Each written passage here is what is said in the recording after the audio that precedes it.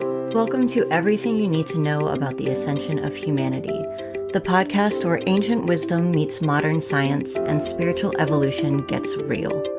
I'm Heather, an energy healer, channel, and spiritual coach with Divine Ascension Company. Each week, we're diving deep into the mysteries of human consciousness, spiritual awakening, and the profound transformation happening within us and around us. But here's the thing. We're not doing this with our heads in the clouds. We're bringing neuroscience, psychology, quantum physics, and cutting-edge research to the table alongside meditation, energy work, and timeless spiritual teachings. Because the truth is, the ascension of humanity isn't some far-off cosmic event. It's happening right now in the choices we make, the awareness we cultivate, and the healing we do within ourselves.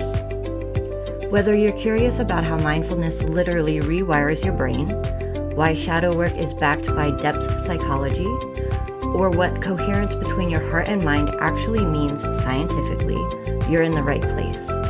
We'll explore practices like breathwork, meditation, and emotional alchemy, not as abstract concepts, but as tangible tools grounded in both spiritual wisdom and scientific understanding. And here's where it gets even better. In our bonus episodes, you'll hear from real people sharing real stories. These are the warriors, the healers, the everyday seekers who've walked through their own darkness and found their light. They'll share their breakthroughs, their struggles, and the resources that actually help them along the way.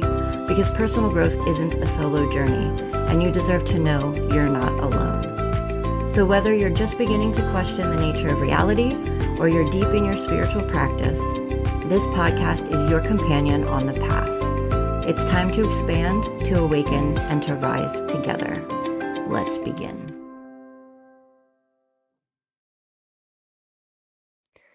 What does it actually look like to stop asking, why me, and start asking, why not me?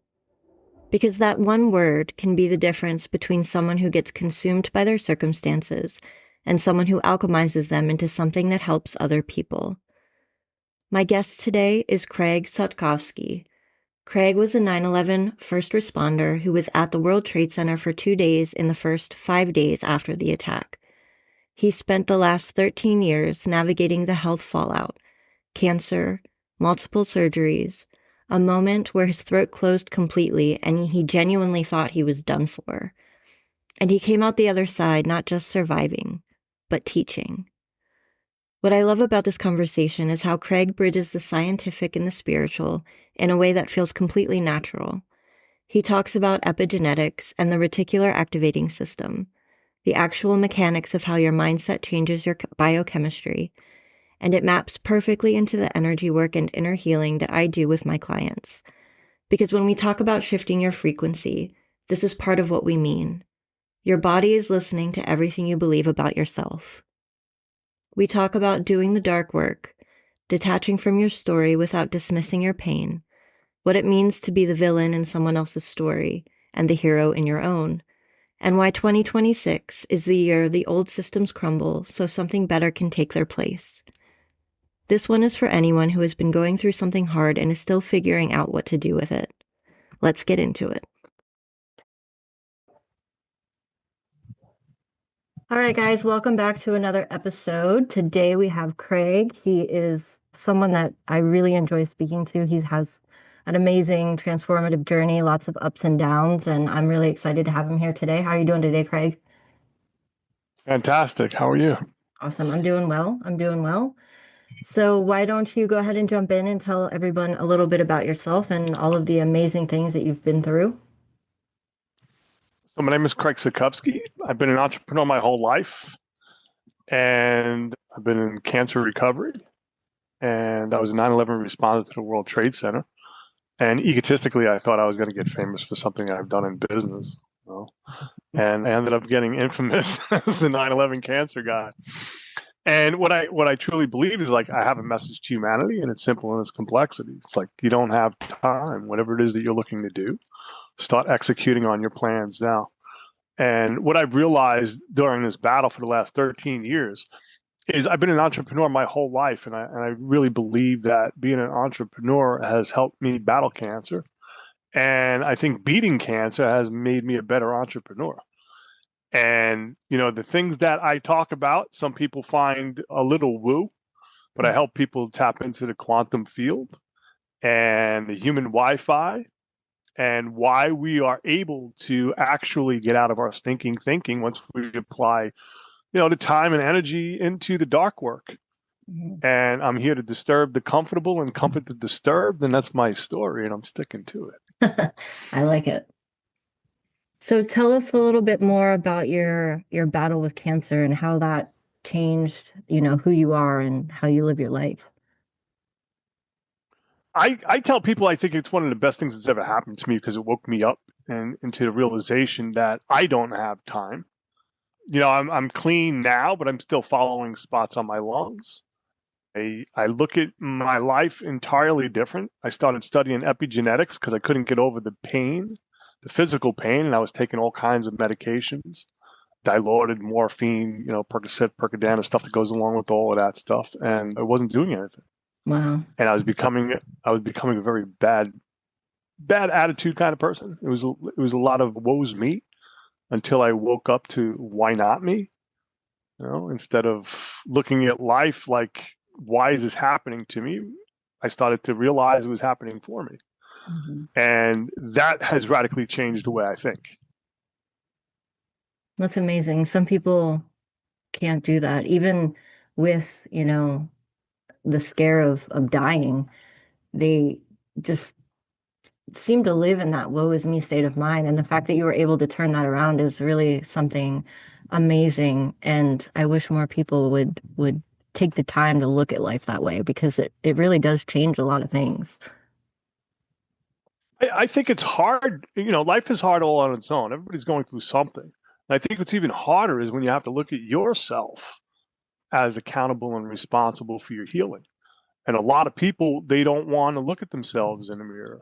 They Hmm. don't want to take that accountability because it's hard work, right? Yeah. I mean, looking at yourself, it's not about the story, it's the emotional attachment that people have to stories. And looking at yourself and being accountable and responsible for changing your healing, I think is a lot. It's very devastating to people. Hmm. And I encourage people to actually do it because when you really start to understand your dark side, everything starts to change. Oh That's where yeah. your light starts to become the beacon. Hmm. Yeah, it really shows you who you are and what you're capable of. And for me, like when I started doing my shadow work, I did a lot of other inner work before that, a lot of healing, a lot of past life healing, inner child healing, stuff like that. So my shadow work was actually fun. It really showed me both the lightness and the darkness and the dual spectrum of who you are as a person. And it doesn't have to be scary if you approach it with the right mindset. Well, that's the whole thing. It's the right mindset, right? I think there's levels of healing, Mm. and I think once you introduce that adult to the child, and the child looks at the adult and appreciates the adult, and the adult looks at the child and appreciates the child. You're no longer in fear. You're no longer in self-sabotaging mode. You're no longer thinking that you're less than. Hmm. And that's when I believe you develop that heart and brain coherence. Yeah. And it's like the inner child is actually proud of the older person that you've become, Hmm. once you level out the playing field. And I think it's really important because there's so much mental health problems in this world today. And I believe once we can come together as a collective, Yeah. everything starts to change. You look at all the bad stuff that's going around the world right now, and it's just horrible. Hmm. Yeah. Every day there seems be a little bit more hope though. Things are crumbling as they're supposed to so that better things can take their place. Absolutely. Hmm. I mean, things need to crumble. They need to fall apart. Hmm. You know, and it's like I believe now more than anything, 2026 is going to be an amazing year for that. Hmm. Because we're watching the systems collapse, the old boys club collapsing, Yeah. and it needs to because right now we're in the age of Aquarius, right? Hmm. So I mean, all the good things that we thought were promised years ago have now coming to fruition, Hmm. and it's going to be painful. It's definitely going to be painful. I mean, it's human behavior is painful all on its own. Right.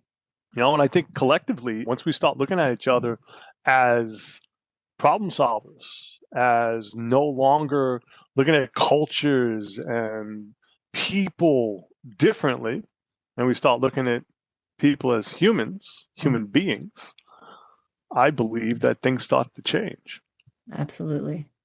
Couldn't have said it better myself. So you mentioned something when you were telling us about yourself, epigenetics. Do you want to dive into that a little bit more? It's a really interesting topic and fascinates me. Sure, epigenetics is based off of the placebo effect. I think it's like pharmaceutical industry is like 70 or 80% or whatever. It's a very high percentage where it's placebo. And it's kind of giving yourself a sugar pill and saying that it's going to cure cancer or whatever, right? And our body, through the reticular activating system, wants to please us. So as we're taking these sugar pills, our body starts to change our biochemistry. And when you're really deep down into your being, the reticular activating system doesn't know the difference between fantasy or reality, doesn't know the difference between time, So, I mean, as we're going through this stuff, you start to realize, yeah, your body can take over. Mhm. And I've studied it for such a long time. I'll give you an example. I was 2 years out of my surgery, which was 9 hours. They took my mid and lower lobe, my right lung out. And, I was going through all of this pain and stuff. And I went to a 9/11 doctor who was giving me an annual physical. And she took an x ray and she came in to the room and she was like, "Hey, have you ever had a bad x ray?" And this is one of the reasons why I don't come to conclusions anymore, because what she was looking at, saying I had a bad x ray, was actually her not even having my paperwork, number one. Number two, she didn't have my old screens. She didn't have my surgery reports. So she was looking at this thing and she was like, "Oh man, this guy, is gonna be dead soon." And it was actually post surgery. So she didn't even have my paperwork. But when she came in, she's like, "Have you ever had a bad x-ray?" I was like, "Oh, she's going to tell me I'm going to be dead by Tuesday or something ridiculous." And come to find out, she didn't even have my information. So I realized that whatever she said was not going to change my smile on my face. It wasn't going to change my biochemistry. And it actually worked. And that's when my life really changed. It Mhm. changed on a dime, like instantaneously, because I didn't have that adrenaline and cortisol pumping through my body. Right. That's amazing. And it's funny because people, when they get like calls from the doctor or whatever, and they're like, oh, they just had a test done or whatever, and they're like, you need to come in so we can talk about your results. And people always go to worst case scenario. They always are like, oh my God, let me look this up on WebMD, or which is a death trap, or, Absolutely. just thinking about worst case scenario. And it's like, man, like doctors aren't allowed to talk about this stuff over the phone, whether it's good news or bad news. Like, don't always assume it's the worst case scenario. There's nothing you can do about it right now. Why, get that cortisol pumping? Why go into that fight or flight response when you haven't even heard the news yet? Well, that's the whole thing. It's the anticipation, Hmm. right? Because you're there for cancer testing. You know, I did a biopsy. I never do a biopsy ever again. I did a biopsy. They did that on my carcinoid tumor, and the biopsy put me in the hospital for 7 to 10 days. Oh my God. They nicked it, and it just started pumping all of this crazy stuff throughout my body, and it almost killed me. Wow. And I look at the stuff that I've been through, and I start laughing now. I really do. They told me 4 different times that I possibly being treated for cancer, and they were only right once. Yet I got the scars for all 4 times. And this is something like this is what I profess to people: is you need to change your stinking thinking to control your inner environment, Hmm. because your inner environment is going to change your external world. So doing the work, it's going to start reflecting in your people, places, and things that are going to show up in your synchronicities, and things are going to start changing for the better of who you are, Yeah. just by doing the work and understanding that you have greatness within. We all do. For the longest time, I was self-loathing, self-sabotage, thinking I was less than. letting down my family, because I was sick. And now on the other side of it, I'm for myself, I'm a giant. Whenever I run into obstacles, it's never about, oh, I have a problem. It's like, no, I have an obstacle. So let's figure it out, give it a response instead of a reaction. Right. So I used to be very reactionary. Mm-hmm. So you said also earlier that you became infamous rather than famous for your business skills, if you will. How did that come about? What made you so infamous? So I was part of the 9/11 community, and I was asked to do a Fox News interview. And I didn't realize then that doing that interview and how that was going to change my life, how it was going to catapult things in my life to make me who I am now, because it became public, right? And once it became public, then I started getting noticed over the right side, the left side, down the center. Do this interview, do that interview, and not realizing, because when I got sick, I didn't even really know why I got sick, because I was only at the World Trade Center for 2 days.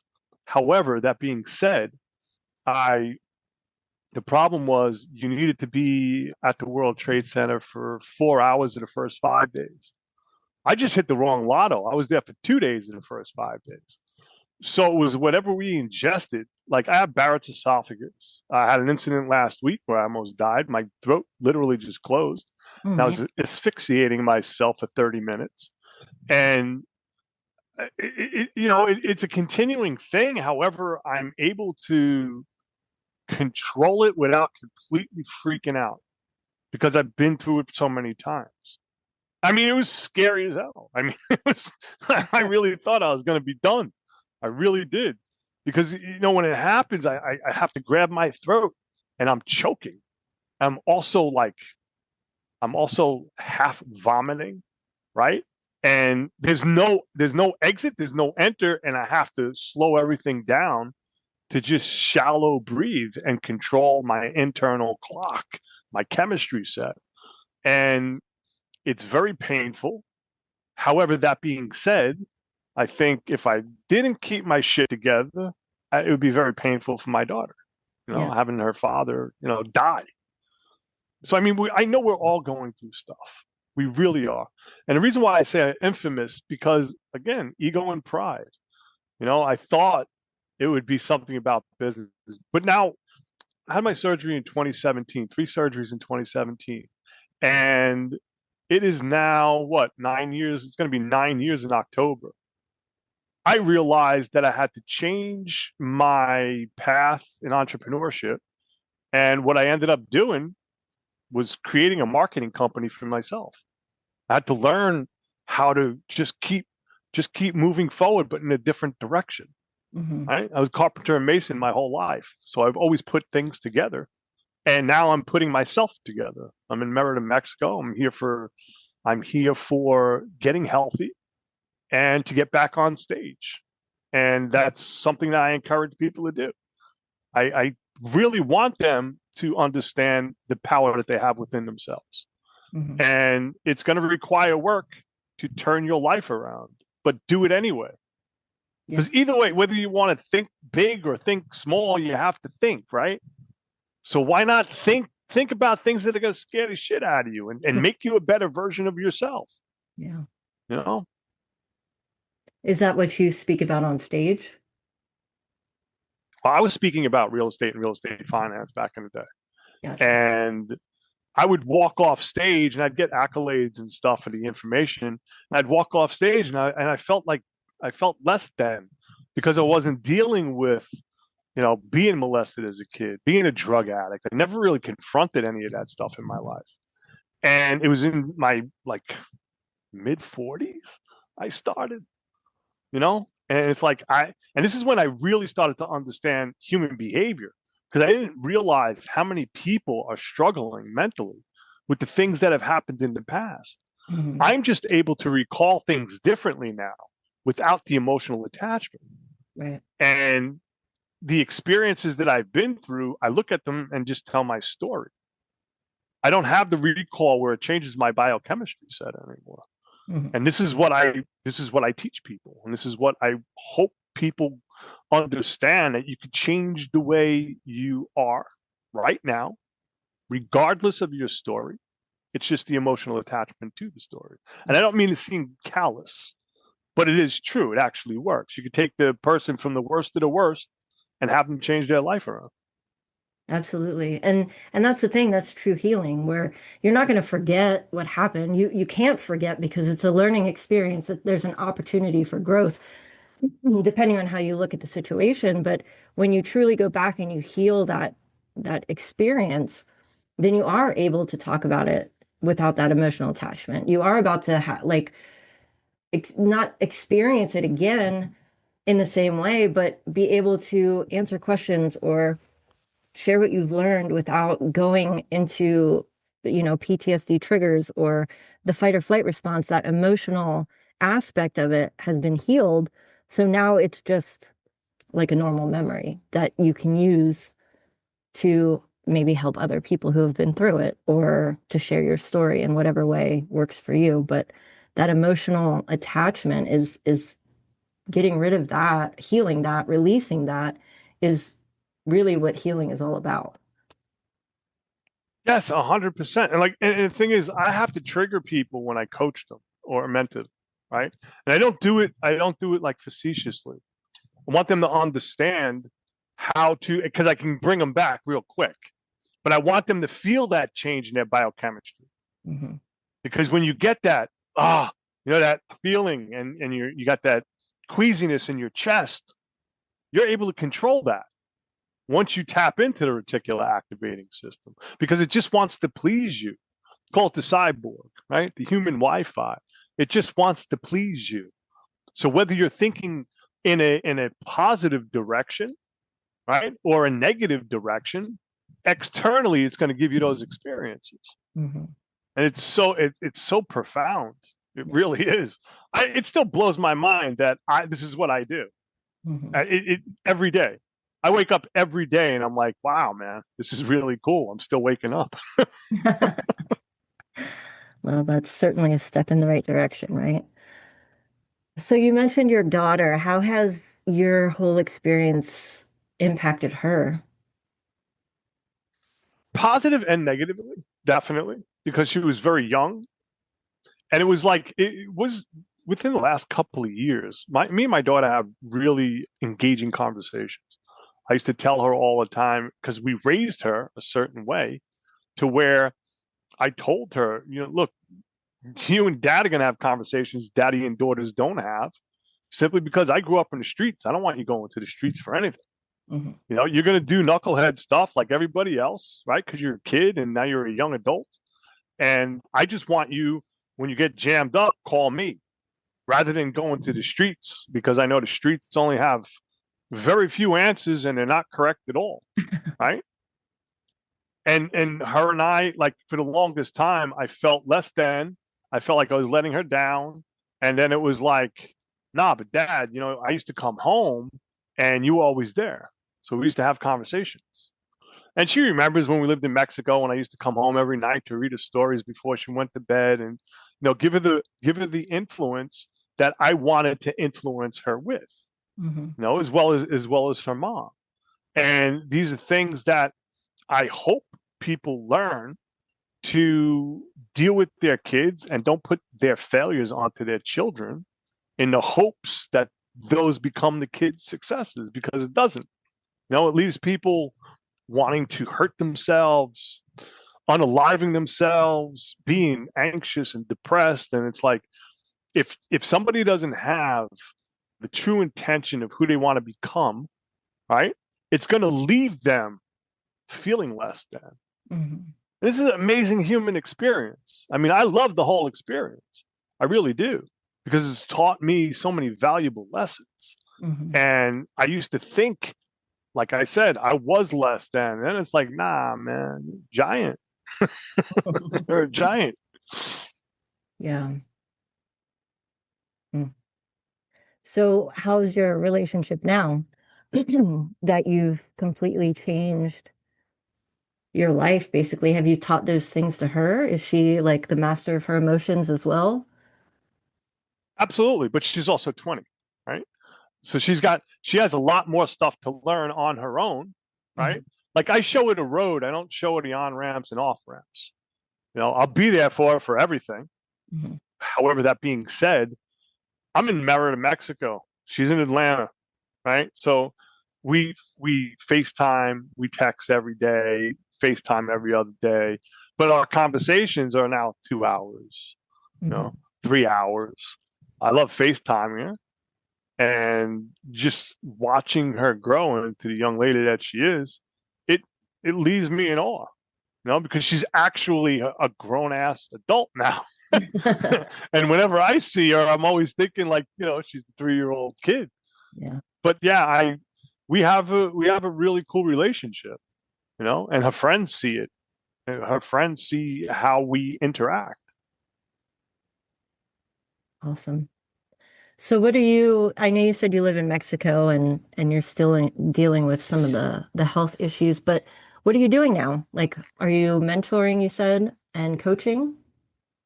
Yeah, I'm mentoring and coaching, and I'm putting together a project that I'm going to be presenting in the summer. So I'm gearing up for that. Going to be traveling around the United States for mental health and cancer awareness because it's the 25th anniversary of the World Trade Center in September. Hmm. So I'm putting that project together. I'm writing another book called The Shaman from Jersey: How I Alchemized Everything in My Life. I'm just in a different way. At 60 years old, I don't need the things that I used to think that I needed. Right? I'm at peace for the first time in my life. And I just want people to understand that you can become peaceful for yourself. Hmm. It's all the external crap that we can't control what life is going to do to us. It's only how we can respond to the situations and outer chaos of Hmm. people, places, and things. And a lot of people we're attached to certain people from love bombing and codependency and not being healed, getting into a relationship, because I don't think relationships are 50-50. I think it's 100% 100. you Hmm. know and it's about two people healing together so they can grow together, Hmm. or being healed and growing together. So it requires work, Yeah. because I talk to so many people about their relationships, and it's like, no, man, everybody's pretty much codependent, right? We have all of these bad things about ourselves, right? That it in the end they're not really bad. They're learning lessons. They're steps in our healing, and I believe everybody has to go through it. Have to. Hmm. So throughout your whole journey, what was the most surprising thing that you learned that's, changed your life? The fact that I've lived in different cultures, and what I realized was nobody laughs or cries in a different language. As much as we like to believe that we're different, we might be culturally, but as humans, like I said, we all have a reticular activating system. We all have the ability to have heart and brain coherence. Hmm. We all have the ability to be better for ourselves. And once we do become vulnerable emotionally, your life's going to change. Hmm. I'm a perfect example of it. There's nobody on this planet that's going to ever say that I wasn't a bad guy. You know what I mean? We're a villain, we're always a villain in somebody else's story. Why not be the hero in ours? Absolutely. Awesome. All right. So last question. If there was one piece of advice that you could give everyone, what would it be? Just be accountable for your life. Just honestly take a look in the mirror. Stop whatever nonsense that you're doing. Okay? Nobody's coming to save you. Nobody. You're going to have to save yourself. So it's going to require you to sit in your nonsense, sit in your own bullshit, and write things out. Talk to yourself in the mirror. People don't want to be vulnerable because they look at it as a weakness, right? I mean, I tell stories about how I was molested as a kid, right? And I used to be devastated and all. And I helped thousands of guys around the world as well as girls. I've helped traffic victims. I've helped People that just have gone through the worst shit that humans can go through. And it's not so much me helping them, it's they're helping themselves off information that I regurgitated along the way that I've gotten passed down to me. So in the hopes of people passing knowledge and wisdom down, I want to create an environment where people learn, grow, and move on and have successful lives. And what success defined by whatever you want it to be. It doesn't have to be a monetary shiny thing. Right. No, I look at success for me. I have all the time in the world, but yet I don't. That makes sense. Everything in the world is a paradox. Why wouldn't this be one as well? Exactly. Mm-hmm. Exactly. Awesome. Well, thank you so much for coming on and sharing your story with us. It's a pleasure as always. Thank you so much. I really appreciate the opportunity. Of course. Thank you. Thank you so much for being here today. Really, I mean it. If you're in the middle of a spiritual awakening and it feels less like enlightenment and more like everything is falling apart so something real can be built, you're in exactly the right place. The Self-Spirit Method is my 14-step program that I created for empaths and highly sensitive people who have been doing the inner work and are ready to go all the way through the energy body, the inner child, spiritual identity, your actual gifts, and your actual purpose. You can start for free. Join the Divine Ascension Company community on School. It's free to join, and that's where the program lives. Come in, take a look around, and see if it feels like home. The link is in the show notes. I'll see you in the next episode. Until then, trust what you know.